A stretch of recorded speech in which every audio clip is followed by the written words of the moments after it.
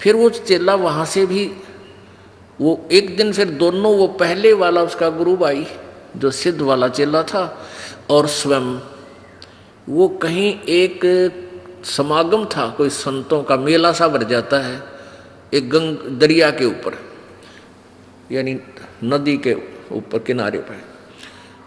तो वहाँ दोनों मिल गए 12 वर्ष के बाद। कुशल मंगल हुई तो उस सिद्ध के चेला जो सिद्ध वाली ही साधनाएं कर रहा था, उसने उस तत्वदर्शी कबीरपंथी संत का शिष्य होने वाले अपने गुरु भाई से, अपने मित्र से पूछा कि भी तूने क्या कमाई की 12 वर्ष में।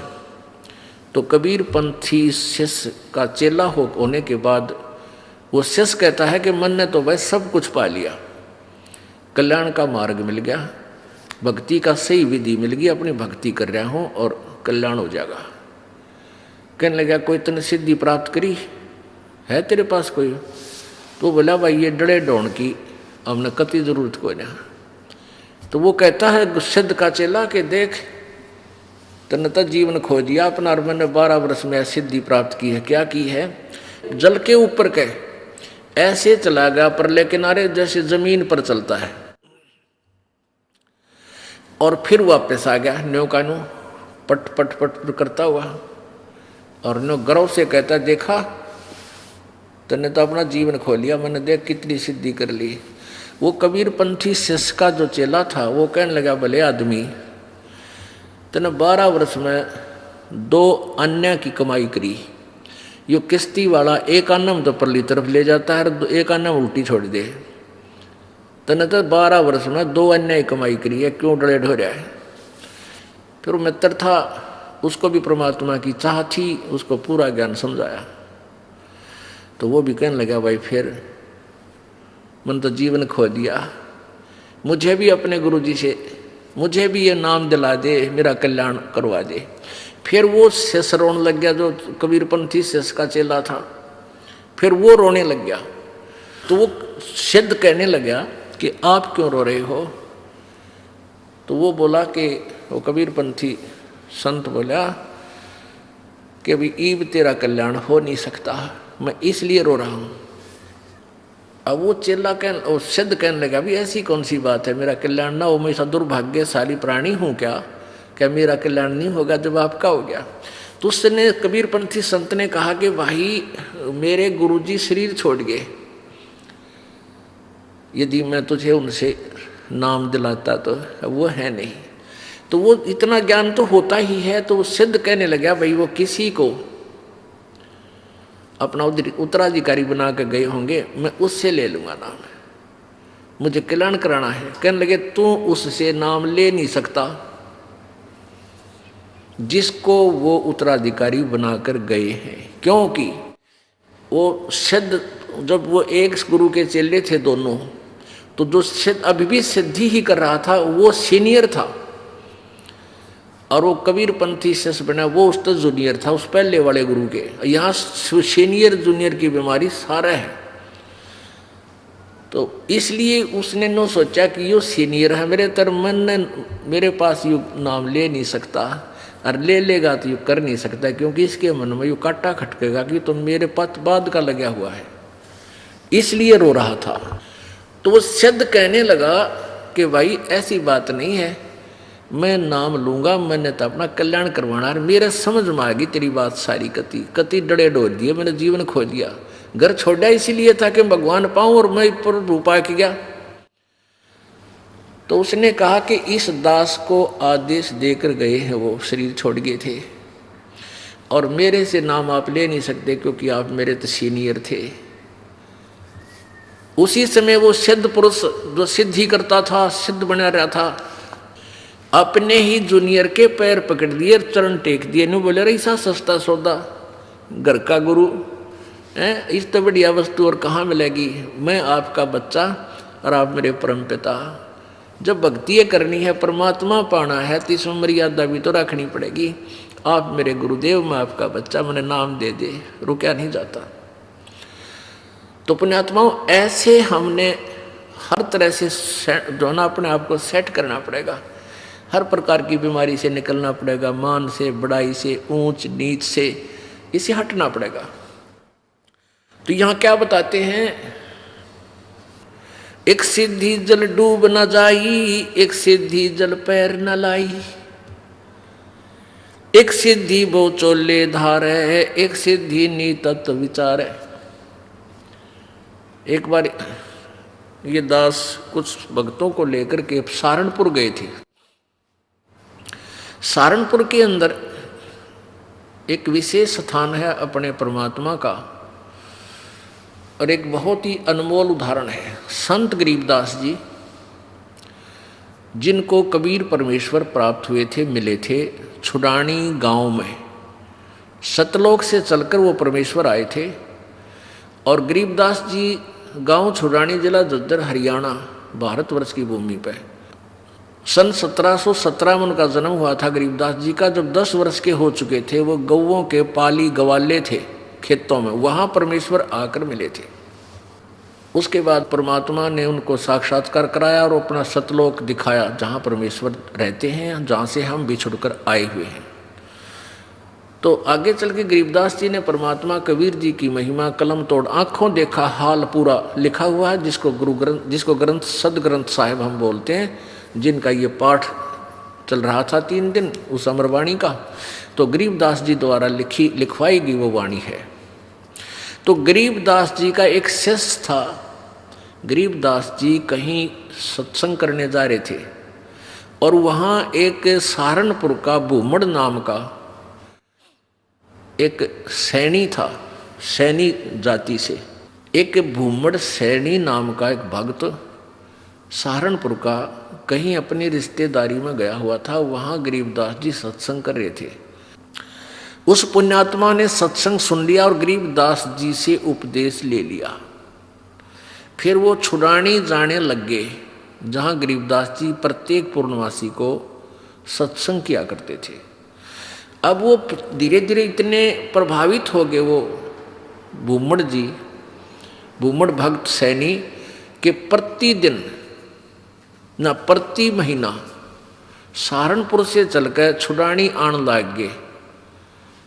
पहले तो धीरे धीरे ज्ञान होता है, फिर इतनी श्रद्धा बन गई कि सहारनपुर से चलकर गांव छुड़ानी, जिला झज्जर में वो प्रत्येक महीना आते। पहले ना तो कोई कन्वेंस थी, ना कोई रास्ते थे, पैदल आना सहारनपुर से चलकर। सहारनपुर से मेरे ख्याल में झज्जर छुड़ानी गांव 100 किलोमीटर से 150 से 200 किलोमीटर के आसपास है। अब वहाँ से पैदल चलना, और पहले वर्षा के दिनों में ये जैसे बीच में दरियाएं बहा करती थी, उन पर कोई पुल भी नहीं था, वो आते थे।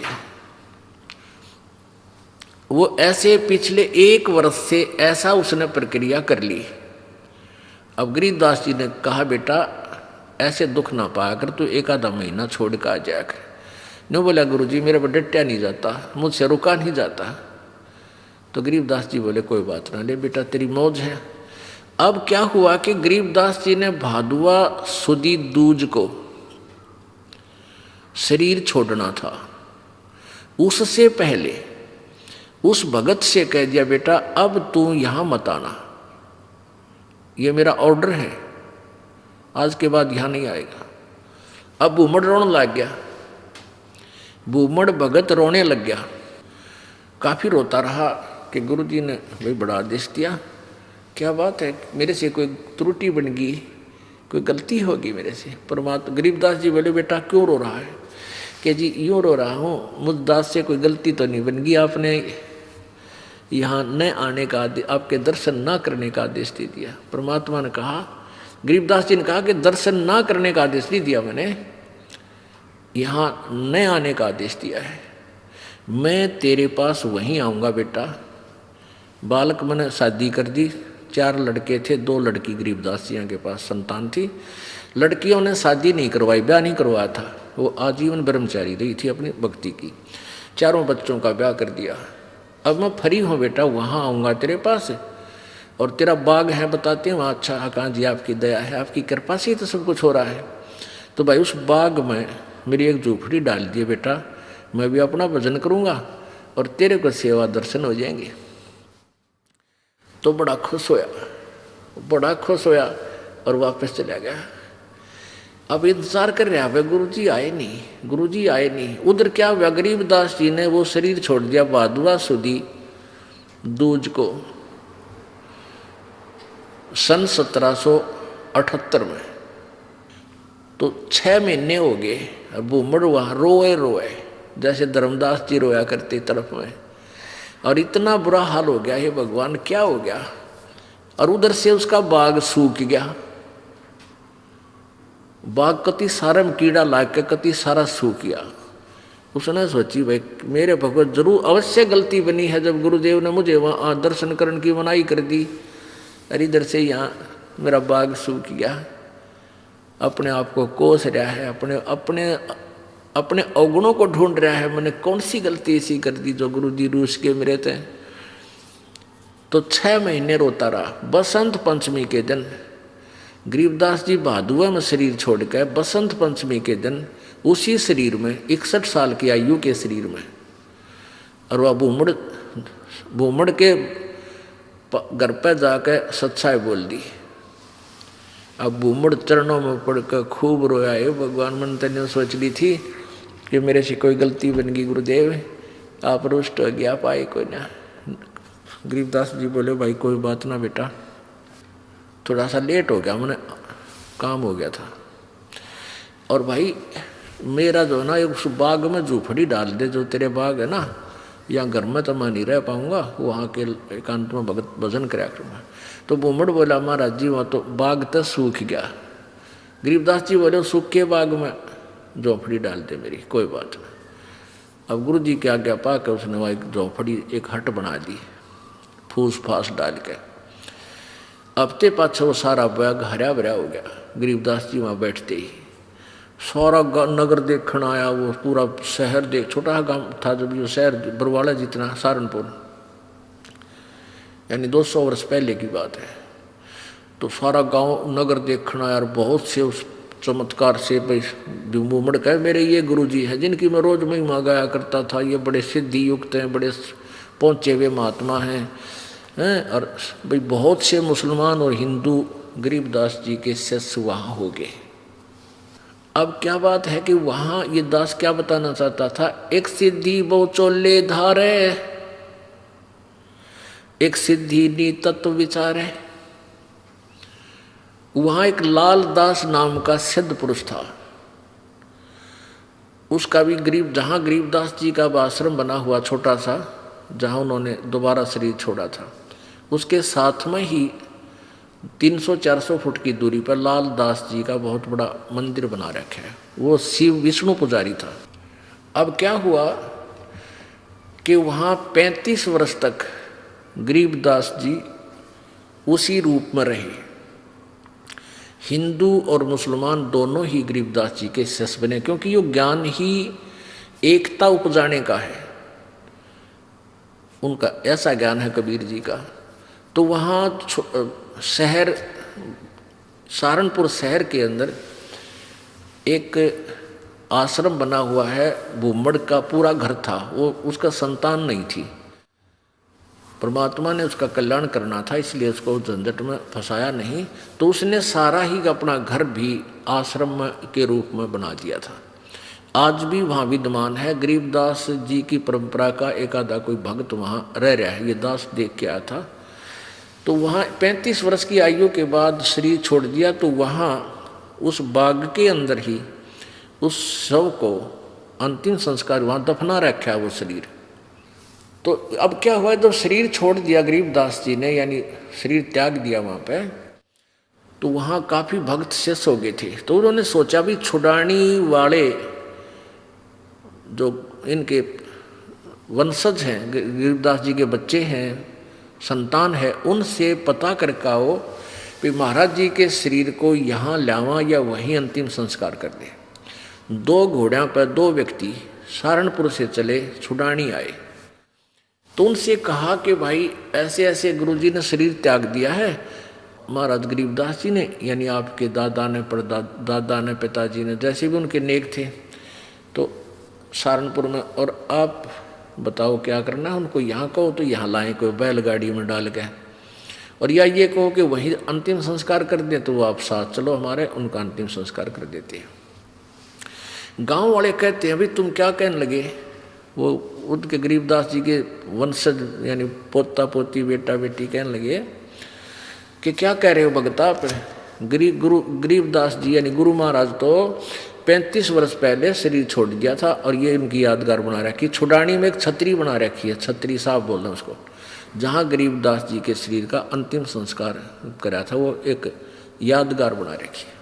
वो छोटी सी थी, अब तो बहुत बड़ा मंदिर गाड़ दिया इनने, एक छोटी सी थी जैसे आम यादगार सी बना देते हैं, ज़्यादा से ज़्यादा 10 फुट 5-7 फुट की ऊंची और 10 बाई 10 फुट चौड़ी, वो आज भी नो के विद्यमान है जो ओरिजिनल है। उसके बाद उसके ऊपर और कुछ बना दिया, तो सारे गवाही के दे, और वो नो के ना भाई महाराज जी तो वहाँ शरीर छोड़ रखा है सहारनपुर में।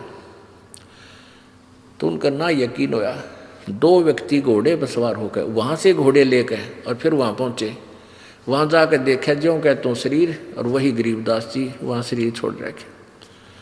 तो छुड़ानी वाले बोले भाई इनकी लीला तो अपरंपार है, यही अंतिम संस्कार कर दो, वहाँ तो पहले हो चुका है। तो वो वही अंतिम संस्कार यानी नीचे एज इट इज शरीर दफना दिया, ऊपर यादगार बना रखी।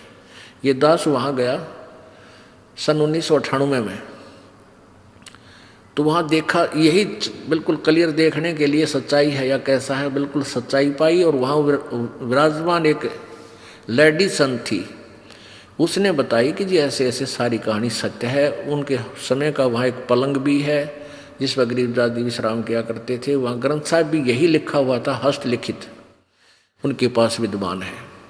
फिर वो देखा जा करके वो बाग में जहाँ उनका अंतिम संस्कार किया था, तो वो यादगार जो बना रखी थी वो लगभग 150 वर्ष पुरानी होकर के जीर्ण शीर्ण सी भरी थी। तो हमने उनसे कहा कि आपकी आज्ञा हो तो हम इसको दोबारा रिकंस्ट्रक्ट कर दें, ना तो पड़ेगी को गिर के किसी को चोट लगेगी, कोई दर्शक होगा तो वो कहने लगे जी ऐसे कर दो।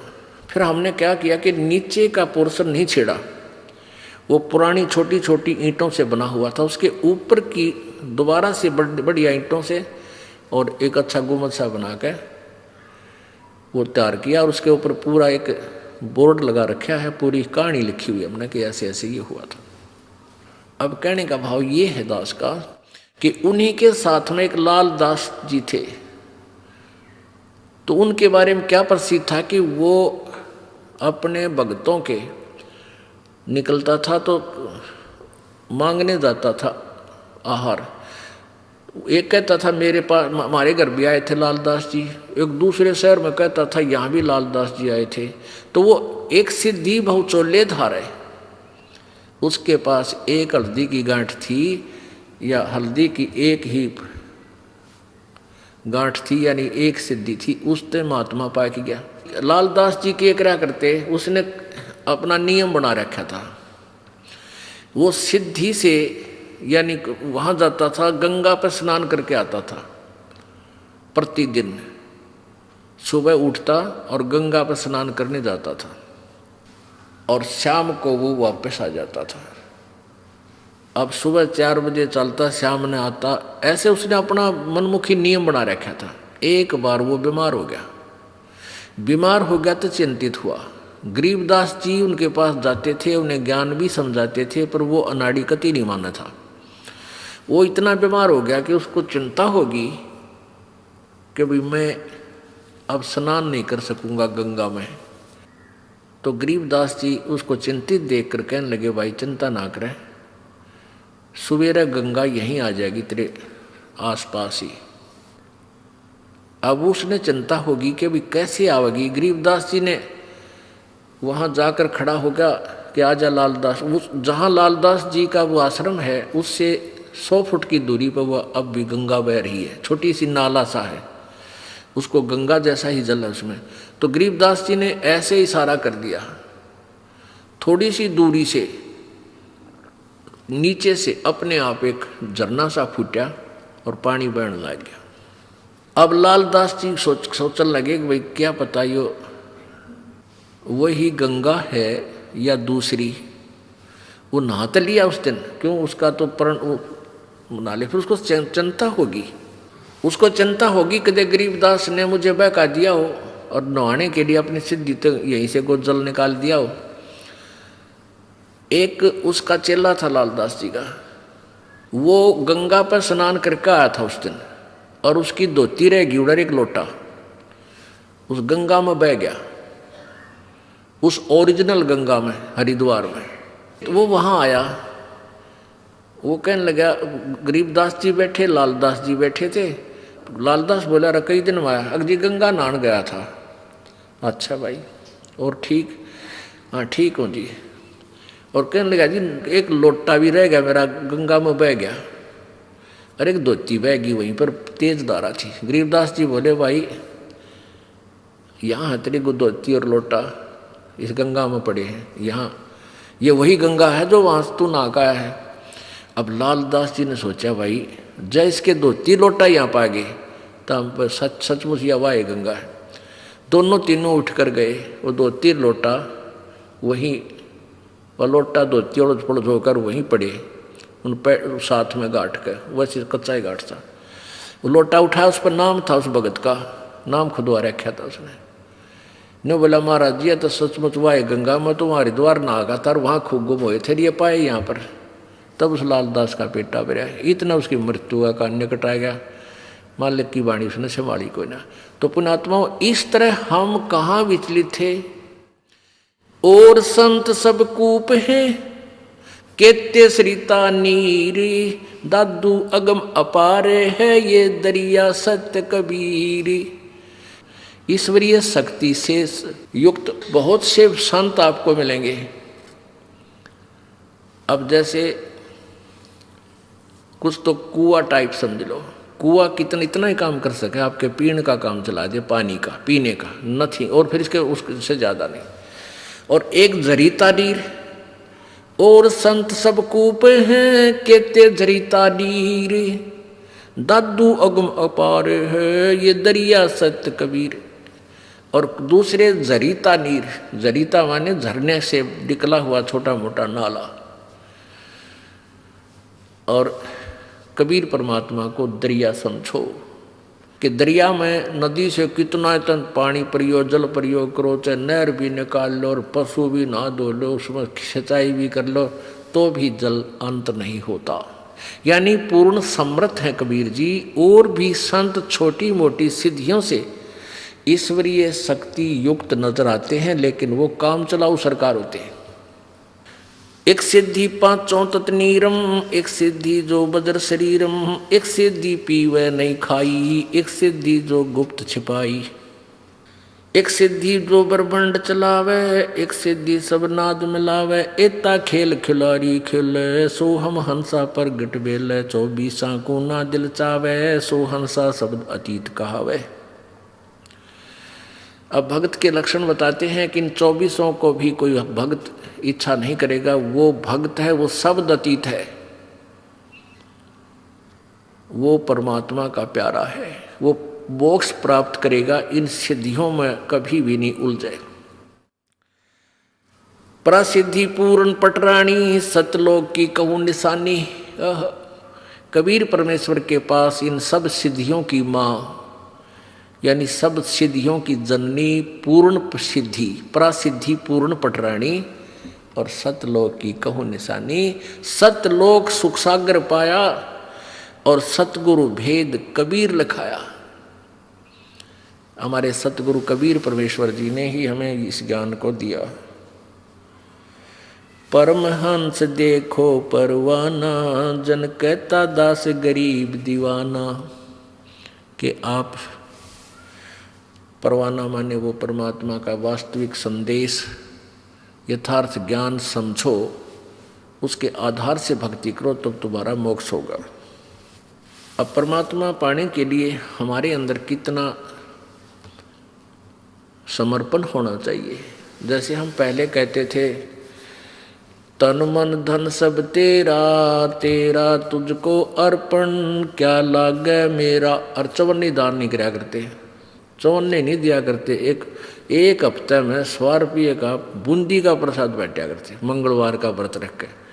और गीत गाया करते नो, तेरा तुझको अर्पण क्या लागे मेरा। अब हम क्या कर रहे हैं, अब एक एक भक्त ऐसे बढ़ चढ़कर परमात्मा की प्यारी आत्मा इतने उभर रहे हैं, उनकी कथा सुना दूं तो आप हैरान रह जाओ, किस प्रकार समर्पित है मालिक पर, फिर किस तरह उनको परमात्मा दोनों हाथ दे रहा है। देते को हर देत है जहां तहां से आने, अणदेवा मांगत फिरो फिर परमात्मा सुने ना काने। जो दान करता है उसको भगवान अवश्य देगा, ये नियम है ईश्वर का। लेकिन कहाँ, सुपात्र को दान दे, कुपात्र को नहीं। अब जैसे अपने उपजाऊ खेत में बीज बोओगे समार पाक अच्छी तरह, तो डूंडा पाटेगा, यानी 1 एकड़ में 70 मन गेहूं हो जा। अर्जा की तक कालर में अर्थात रेही में जाकर बो दोगे उतना ही बीज, वो बीज भी जल जाएगा। यानी कुपात्र इन झूठे गुरुओं के पास दान दिया भी आपका नहीं फल है। सुपात्र यानी अपने यथार्थ अपनी डहर में बोए, डहर में, डहर का अर्थ है उपजाऊ जमीन, उसमें बोए, फिर देखो कितना उपजे। यानी पूर्ण संत के माध्यम से किया हुआ दान आपको बहुत गुना वापस होकर मिलता है। और नी इच्छा जो दान करते हैं बगैर किसी मनोकामना के, उसके दोनों फल हैं। वो भक्ति में भी उसका जो है ना फल मिलता है, भक्ति में भी वो ऐड हो जाता है। जैसे परमात्मा कबीर जी कहते हैं, चिड़ी चोंच भर ले गई नदी न गट्टो नीरे, दान दिए धन घटे नहीं नो कह रे साहिब कबीर। परमात्मा अपनी मोर मार कर कह रहे हैं, अपना गवाही दे रहे हैं कि जैसे जल से चिड़िया चोंच भर लेगी दरिया से नदी तक, उसमें कोई फर्क नहीं पड़ता। इसी प्रकार आप दान करते हो, उस दान के देने से जैसे नदी का दान दिए धन घटे नहीं। आप कितनी कमाई करते हो विचार कर लो, आप कितना धन कमाते हो जिस दिन से आप अपने पैरों पर खड़े होते हो और जिस दिन तुम्हारा अंत होगा। और फिर उसकी रेसों में कितना दान करते हो, जैसे दरिया में तो एक चोंच चढ़ी लेगी हो, इतना ही दान आप कर पाते हो। बाकी सारा या काल व्यवस्था में ही लगा जाते हो, लग ही जाता है। फिर उसका उस चढ़ी वाले चोंच का यानी थोड़े से दान किए हुए का आपको कितना फल परमात्मा देता, इस जन्म में सुखी करे और आगे जन्म में ये कई हजार गुना बना और दरिया पावे, यदि सुचारू विधिवत दान किया जाता है तो। वैसे ड्रामेबाजी अपनी मर्जी से दान करना, उसका कोई लाभ नहीं होगा। अपने आत्मा कई बातें आ जाती हैं जो तत्व ज्ञान है और हम बालक हैं, भक्ति मार्ग में हमें ज्ञान नहीं था। एक तरफ तो ये कहते हैं बस जो जैसा कर्म करेगा उसको फल अवश्य मिलेगा, पाप करो चाहे पुण्य करो। और एक तरफ से परमात्मा कहते हैं गुरु बिन माला फेरते गुरु बिन देते दान, गुरु बिन दोनों निष्फल हैं चाहे पूछो वेद पुराण।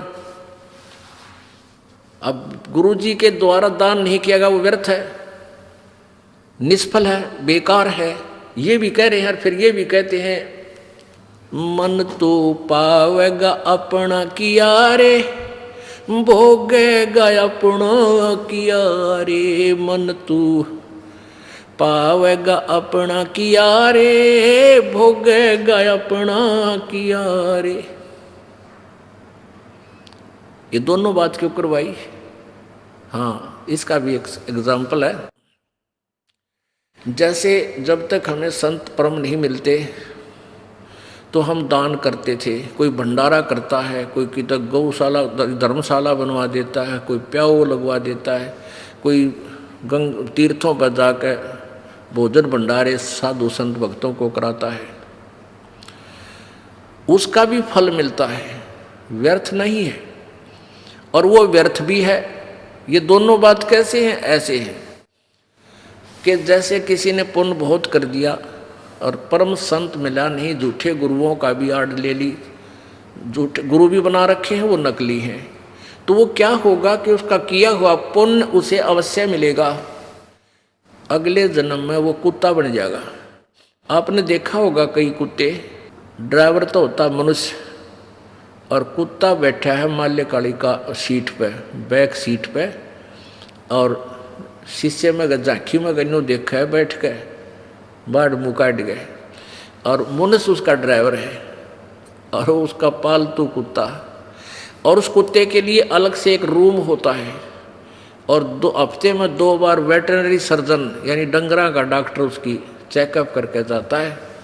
3 बार उसका स्नान कराया जाता है, सुबह सुबह सैर सपट्टे करा के लाता है, और बढ़िया भोजन आहार उसको मिलता है। जन साधारण मनुष्य को भी इतना अच्छी ट्रीटमेंट, इतनी सुविधा नहीं मिलती जो कि उस कुत्ते को मिली हुई है। अब उस नालायक प्राणी ने दान तो किया, और उस दान का, उस पुण्य का फल भी उसको मिल गया, पर मिला कुत्ते के रूप में। यदि वो परम संत की शरण में होता तो उसको मान ले पार ना होता तो ये सुविधा मिलती, कार भी मिलती, वेटरनरी सारी सुविधा मिलती, कूलर लगा हुआ उसके रूम में ये भी मिलता, और जो आज कुत्ते के रूप में मिली उसने। और मनुष्य जीवन होता तो कहीं ना उस जन्म में किता न किता परमात्मा की प्यारी आत्मा कोई संत फिर मिल जाता। अब उसने दान किया, वो किया हुआ कर्म मिला, अपना किया हुआ पा लिया, लेकिन कुत्ते के रूप में। आज तो उसने सारी सुविधा मिल गई, जो दान पुण्य किए थे भंडारे भंडूरे, और अगले जन्म में वो सूअर बनेगा। फिर क्या मिलेगा? फिर वो मिलेगा जो बता भी नहीं सकते हम, यहाँ कहते हैं विश्रम आवे, वो मिलेगा उसको खाने के लिए।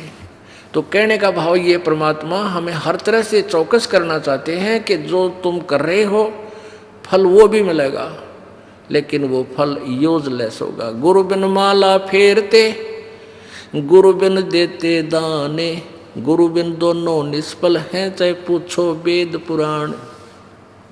अब परम संत की शरण में आने के बाद और मोक्ष मार्ग की जो इच्छा रखते हैं उनको कितना समर्पण करना चाहिए। तन मन शीस ईस अपने पे, तन मन शीस ईस अपने पे, पहले में चोट चढ़ावे जब कोई राम भक्त गत पावे हो जी, जब कोई राम भक्त गत पावे हो जी। तन मन शीस ईस अपने पे, तन मन शीस ईस अपने पे, पहलम चोट चढ़ावे जब कोई राम भक्त गत पावे हो जी, जब कोई राम भक्त गत पावे हो जी।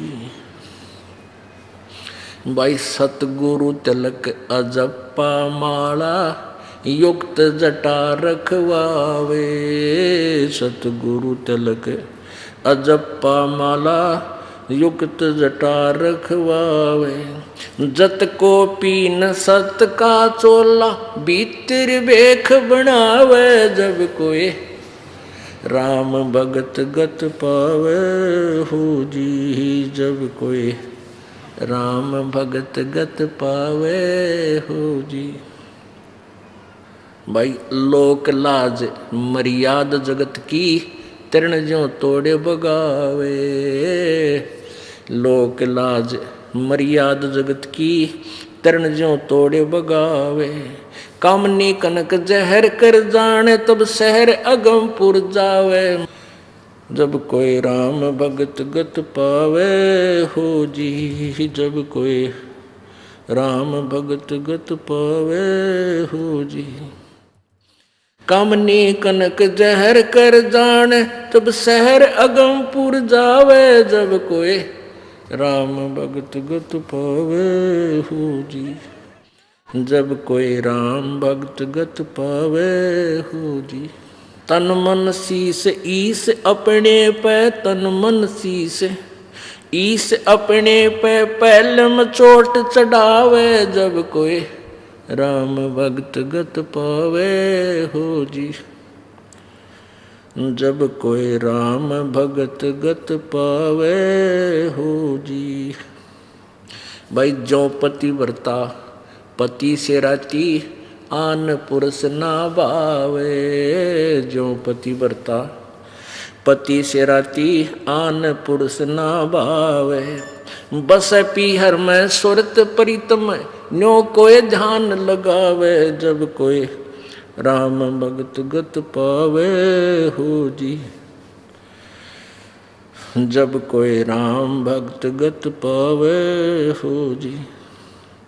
भाई नंदा स्तुति मान बढ़ाई, मन से मारे गिरावे, निंदा स्तुति मान बढ़ाई, मन से मारे गिरावे। अष्ट सिद्धि की अटक न माने, वो आगे कदम बढ़ावे, जब कोई राम भक्त गत पावे हो जी, जब कोई राम भक्त गत पावे हो जी। भाई आशा नदी उलट के डाटे, आडा बंद लगावे, आशा नदी उलट के डाटे, आडा बंद लगावे, बव जल खार समुंदर माही, बोहर न खोड़ मिलावे, जब कोई राम भक्त गत पावे हो जी, जब कोई राम भक्त गत पावे हो जी।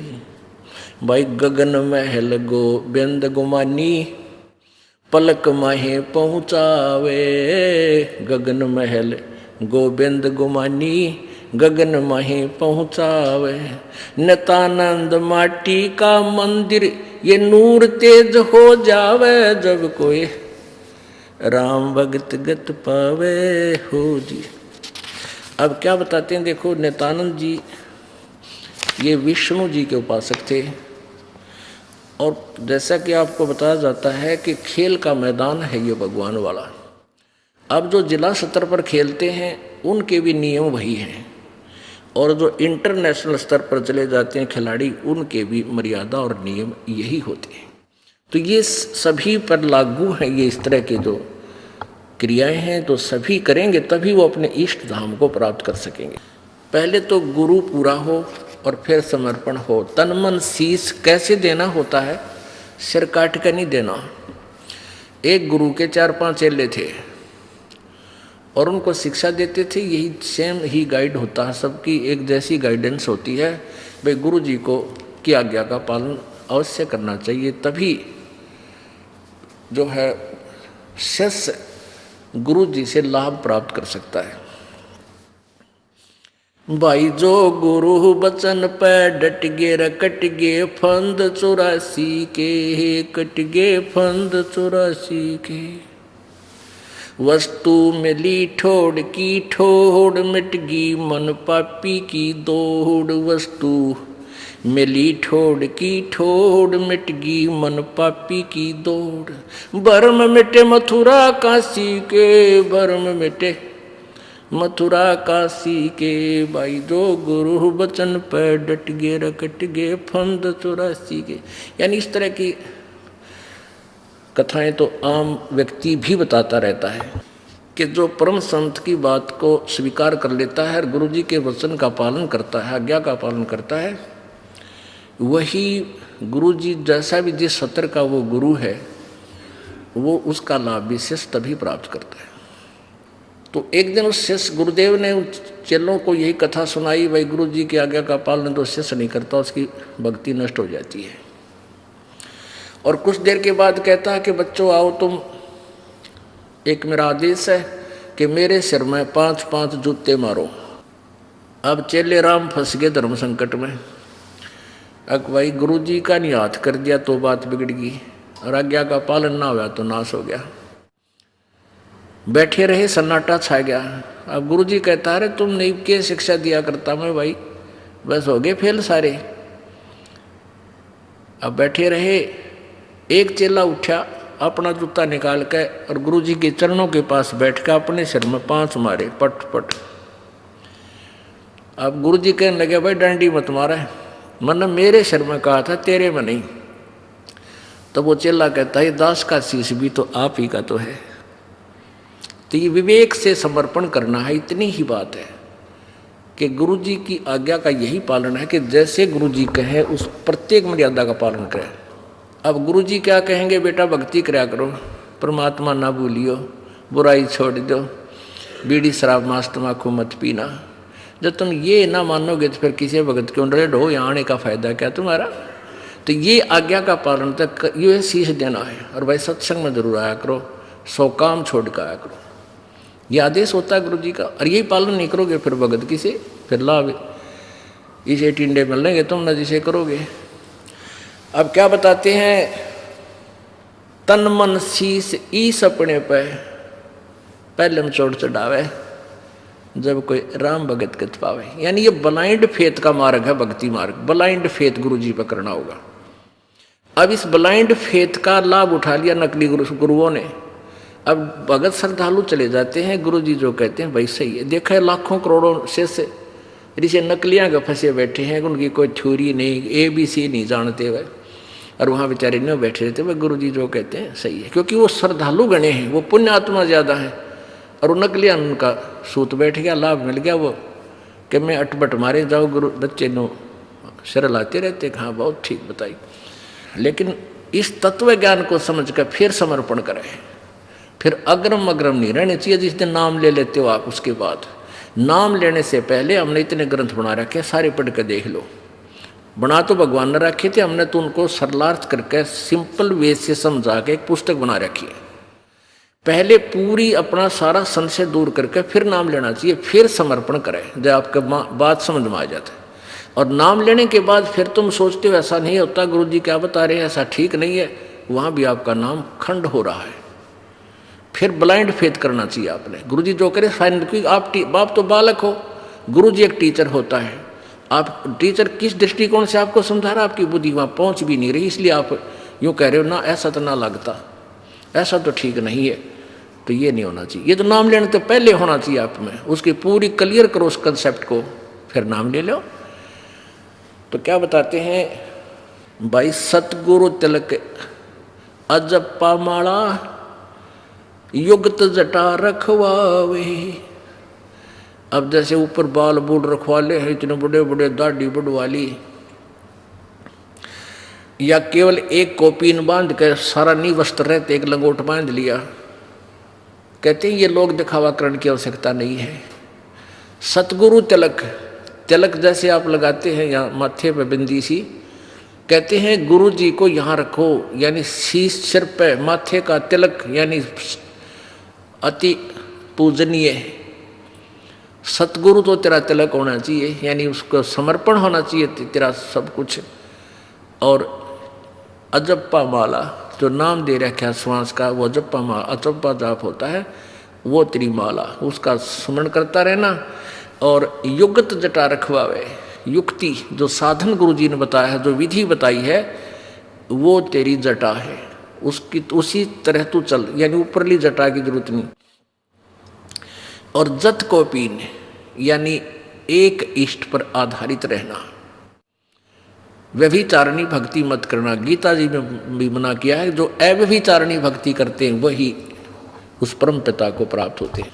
व्यभिचारणी भक्ति होती है एक इष्ट की बजाय 36 इष्ट, 36 देवताएं पूजा करे, वो व्यभिचारणी। जैसे एक लड़की अपने पति पर आश्रित ना हो करके अन्य पुरुष गमन करती हैं, तो वो व्यभिचारणी कहलाती है। तो कहते हैं ऐसे नहीं चलेगा, केवल एक इष्ट और एक ही गुरु, नथिंग एल्स, जो वो बताओ वही करना होगा। तो यहाँ कहते हैं जत को पीन और सत का चोला, यानी पूरा खरा रहे, बकवाद नहीं करे, मन में दोष नहीं रखे, और भीतर वेख बनावे, अंदर अंदर साधु बने, बाहर दिखावा नहीं। नम्रता आवे, शुद्धता आवे, बुराई से दूर हो, चोरी चप्पा जारी नहीं करे, झूठ नहीं बोला, ये तेरा अंदर भेख बनावे। सत्य, सत का चोला भीतर भेख बनावे। फिर क्या कमाल करते हैं, क्योंकि ये मर्यादा करनी पड़ती है, लोक लाज मर्यादा जगत की, और तरण जो तोड़ बगावे। जैसे मीराबाई ने तोड़ी एक ठाकरों के घर में जन्म होके, और रविदास जी एक शूद्र जाति के महात्मा से नाम लिया, उसने लोक लाज को डीकड़े की तरह तोड़ के फेंक दिया और वो परमात्मा पाई। लोक लाज मर्यादा जगत की, जो हमने मर्यादा बना रखी है, क्या बना रखी है, बात में जाओगा भाई, और बेबे बहन वहाँ पाटड़ा बिछावेगी और नु कहेगी भाई आड़े खड़ा और मैं तेरी पूजा करूँगी। उसका तिलक लावेगी, उसकी आरती करेगी। क्यों? एक 4 अन्य फालतू दे दे भाई, सारा रोला यूँ है। अरे वो भाई पहले भी वही था, आज भी वही है। आपका बहन भाई का एक नाता विशेष हो है और बहन का हक है। आप भाई जावे अपनी बहन के दुख में पहले दुखी हो जाकर बात वाले दिन क्यों ड्रामा करे। पहले पूछा बेबे इतने पैसे की आवश्यकता वो बता, और चीज़ चाहिए वह बता, उसकी आवश्यक वस्तु पहले ही प्रबंध कर दे, उस दिन ड्रामा नहीं करे। तो ये इस तरह की जो कहानी है, ये लोग लाद, ये मर्यादा जगत की बनाई हुई मर्यादाओं को ये नहीं करे। जैसे रक्षाबंधन बनाती है बहनें, भाई पर जाती है, भाई का रक्षाबंधन बांधती है कि तू मेरी रक्षा करिए। एक बहन कह रही थी रक्षाबंधन को मैं घर गई हुई थी अपने भाई का रक्षाबंधन बांधने के लिए, और भाई दुर्घटना में ग्रस्त हो गया, भाई की लाश मेरे पास आ गई। बताओ वो ईब समझ में आवा है कि वो बेचारा मेरी रक्षा कहाँ करेगा जो अपनी ना कर सका। तो क्यों ना उस परमात्मा के बांधे हम जाकर रक्षाबंधन कबीर परमात्मा की शरण में आए, उस सूत्र से बन जाए जो सबकी रक्षा करता है। तो इस तरह की जो मर्यादाएं हैं ये हमने तरण की तरह यानी डीकड़ा सा तोड़ के फेंकना पड़ेगा। जो पति बरता पति से राती आन पुरुष ना बावे, कैसे साधना करते हैं। कहते बस है पीहर में सुरत प्रीतम में नो कोई ध्यान लगा। ये हमारा मेडिटेशन। जैसे लड़की का ब्याह हो गया, शादी कर दी, पति के पास चलेगी, फिर वह महीने 20 दिन के अपने घर के लिए अपने पीहर आ जाती है, मायके आ जाती है, तो उसका एक पल भी अपने पति से दूर मन नहीं होता। और ना घर क्या न बेरा उसके मन में क्या सोच रही है, क्योंकि स्वाभाविक होता है। बच्चा जहाँ रहने लग जाता है वहाँ हर एक क्रिया में उसका ध्यान रहता है, भाई भैंस ना प्याई होंगी, फलाना काम ना कराया होगा, पति कदे भूखा रह गया हो, यानी 100 तरह की उस मन में उसको पता भी नहीं को वो क्या सोच रही है। तो जो पति भरता पति से राती आन पुरुष निभावे, चाहे सोने का बन के खड़ा हो जाए दूसरा पुरुष, और पति भरता लड़की के मन में वो स्वप्न में भी नहीं आ सकता। तो ऐसे एक इष्ट और ऐसी लगन कि बस पीहर में और सुरत प्रीतम में, भाई नो मेडिटेशन लावे। ये है मेडिटेशन हमारा। भाई नंदा सतुति मान बढ़ाई मन से मारे गिरावे। मान ले आपकी कोई निंदा करता है, करने दे, बालक है इसने इतना बेरा है। और कोई आपकी सुखी बड़ाई करता है, भाई वो बड़ाई करे समझ लो कि मैं मांगण आया तेरे पे, सिद्ध है गायो। ये पति सीधी सी बात समझ लो संसारिक लोगों की। अगर आपकी बड़ाई करता है तो आपसे कुछ वस्तु इसने प्राप्त करनी है, ना तो यू कोई नहीं डूम की तरह गीत गावे। और वैसे कोई निंदा कर रहा है तो भाई यूँ करता है, कहाँ धक्के खान जावे है वहाँ के रखा है, देखो वो तीसरे दिन सत्संग में जावे है। वो निंदा करता है तो उसकी तरफ भी ध्यान नहीं दे, करने दे, इसलिए करता रहेगा। इसको क्या पता बालक है। निंदा स्तुति और मान बढ़ाई मन से मार गिरावे, अष्ट सिद्धि की अटक ना माने आगे कदम बढ़ावे। इन 8 सिद्धियां भी रहा था कि इन 8 सिद्धि भी आ जाता तो भी इसकी तरफ ध्यान नहीं दे, भक्ति में मोक्ष की तरफ चले। बोलो सतगुरुदेव। बहन जी नमस्कार। नमस्कार। क्या नाम है आपका? रश्मि कटारे। रश्मि जी कहाँ से आए आप? इंदौर मध्य प्रदेश। रश्मि जी, संत रामपाल जी महाराज से नाम दीक्षा लेने से पहले आप क्या भक्ति करते थे? मैं संत रामपाल जी महाराज से नाम उपदेश लेने से पहले बहुत ज़्यादा शिव भगवान की भक्ति करती थी। मतलब मुझे महाकाल जाना ही है, हर सावन में अभिषेक करना ही है, ऐसा था। मतलब बचपन से लेके मतलब जब तक सदगुरु रामपाल जी महाराज के शरण में मैं नहीं आई थी, मुझे ज्ञान नहीं मिला था, उसके पहले तक मैंने यही सारी चीज़ें की हैं। माता पूजना, जो नॉर्मल चीज़ें जो घर में होती हैं भक्ति की, वो सारी चीज़ें की हैं। आप संत रामपाल जी महाराज से कैसे जुड़े? मैं सदगुरु रामपाल महाराज जी के शरण में, मेरे साथ क्लासमेट थे कॉलेज में राहुल जी, उन्होंने मुझे ज्ञान गंगा पुस्तक दी थी। पहले समझाया था कि ऐसा ऐसा ज्ञान है जो सदग्रंथों के माध्यम से संत रामपाल जी महाराज जी दे रहे हैं। उस वक्त थोड़ा गुस्सा आया था कि मतलब शिव भगवान से ऊपर किसी को मानती नहीं थी। फिर जब देखा, शुरुआत की पढ़ना ज्ञान गंगा, तो फिर सारी चीज़ें मिली, सत्संग की मुझे चिप मिली राहुल जी से। उसके बाद मुझे पूरा ज्ञान हुआ। मैंने गीता जी भी देखी जो संत रामपाल जी महाराज जी ने बता रखे थे सारे प्रमाण। उसके बाद मैंने संत रामपाल महाराज जी से अरदास लगाई थी, क्योंकि मेरे परिवार वालों से मैंने बोला था कि मुझे सतलोक आश्रम बरवाला जाना है। तो उन्होंने मुझे साफ मना कर दिया था कि नहीं, बिल्कुल भी नहीं। थोड़ा माने थे वो कि जाना है। उस वक्त मेरे पापा की तबीयत भी ख़राब चल रही थी। उन्होंने मना किया कि इसको भेज दो, फिर बोला कि नहीं भेजना नहीं है, किसी के साथ नहीं भेजना ऐसा।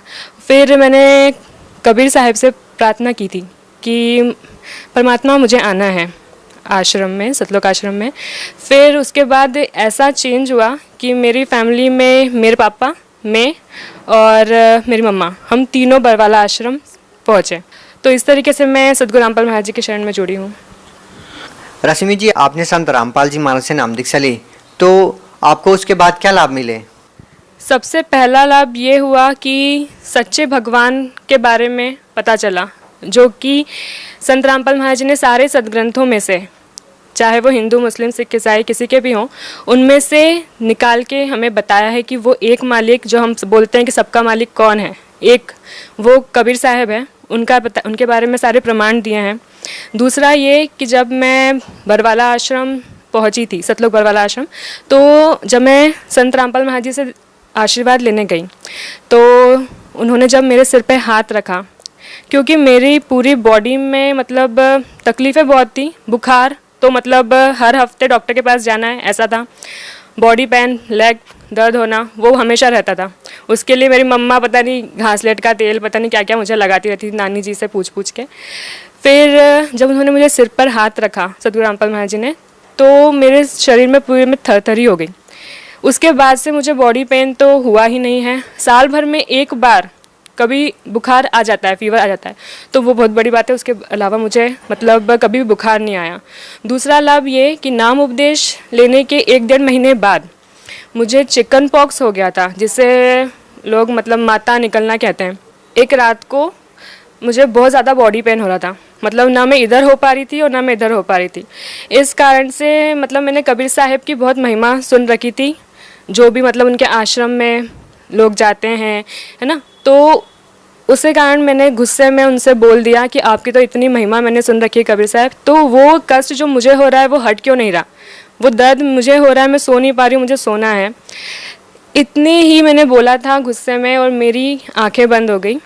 उसके थोड़ी सी देर बाद जब मैंने आंखें खोली हैं, तब मुझे सामने कबीर साहब दिख रहे हैं, बहुत नूरी, बहुत सुंदर। मैं मतलब बता नहीं सकती हूँ कि वो कितने सुंदर दिखते हैं। और जैसे एक मम्मा एक छोटे से बेबी को खिलौनों से खिलाते हैं, उस तरीके से उन्होंने मुझे खिलाया है। उस वक्त वो मुझे देख के मुस्कुरा रहे हैं और मैं उन्हें देख के मुस्कुरा रही हूँ। और उसके बाद जब मेरी आंखें बंद हुई हैं, वो डायरेक्ट सुबह के टाइम पे जब मैं उठी, कहाँ दर्द था कुछ भी किसी को मतलब पता ही नहीं चला। पूरी रात अच्छे से निकली, कुछ भी दर्द कष्ट नहीं हुआ। तीसरा ये कि मेरी मम्मा को भी संत रामपाल महाराज जी दर्शन दे चुके हैं। वो कहीं पर तीर्थ करने गए हुए थे, तो वहाँ पर वो कोई नागफन है, वहाँ पर गुफा है, वहाँ पर बैठे हुए थे। तो उन्होंने सिर्फ इतना बोला कि परमात्मा हमको आपको कहाँ कहाँ ढूंढना पड़ रहा है। इतने में संत रामपाल महाराज जी के रूप में एक पर्सन वहाँ पर खड़ा है, उन्हें देख के मुस्कुरा रहा है। उसी पर पूरा कबीर साहब का ऊपर उनके ऊपर फोटो लगा हुआ है। रश्मि जी, आप आज की युवा पीढ़ी को, जो आज पढ़े लिखे लोग हैं, वो संत रामपाल जी महाराज के बारे में तरह तरह की अफवाहों से घिरे रहते हैं, उन लोगों को आप क्या कहना चाहेंगे? उन लोगों को मैं यही मैसेज देना चाहूँगी कि प्लीज़, जो आसपास के लोग या मीडिया आपको बता रही है, उस पर विश्वास ना करें। आप उस बारे में जानने की कोशिश करें कि वहाँ एक्चुअल हुआ क्या था, वो जानने की कोशिश करें जो आपके सामने नहीं है पर एक्चुअल में है, जो आपको हर एक बंदा आज आके बता रहा है पर आप उसे मान नहीं रहे। तो ऐसे ऐसे बहुत सारे प्रमाण हैं जो आज पूरे मतलब वर्ल्ड में दिखाए जा रहे हैं कि एक्चुअल रियलिटी क्या थी। तो उसे देखें, उसे समझें और उस ज्ञान को समझें। संत रामपाल महाराज जी ने प्रमाणों के साथ सदग्रंथों से दिया है। आप भगत समाज को क्या संदेश देना चाहते हैं? मैं भक्त समाज को यही संदेश देना चाहूँगी कि जितने भी ज्ञान संत रामपाल महाराज जी ने दिया है, जितने भी ग्रंथों से शास्त्रों से, गीता से, वेद से, सबसे दिया है, उसको अपने ही ग्रंथों में जो आपके घर में रखे हैं, आपने सिर्फ रीड करा है तो समझा नहीं, तो उसे देखें, उसे मिलाएं जो वो बता रहे हैं, और फिर निर्णय लें कि वो सही कह रहे हैं या गलत। तो आपको ही वो चीज़ क्लियर हो जाएगी कि वो सही है या गलत है, आपको किसी से पूछने की ज़रूरत नहीं है। बस इतना ही। धन्यवाद बहन जी। सत साहिब।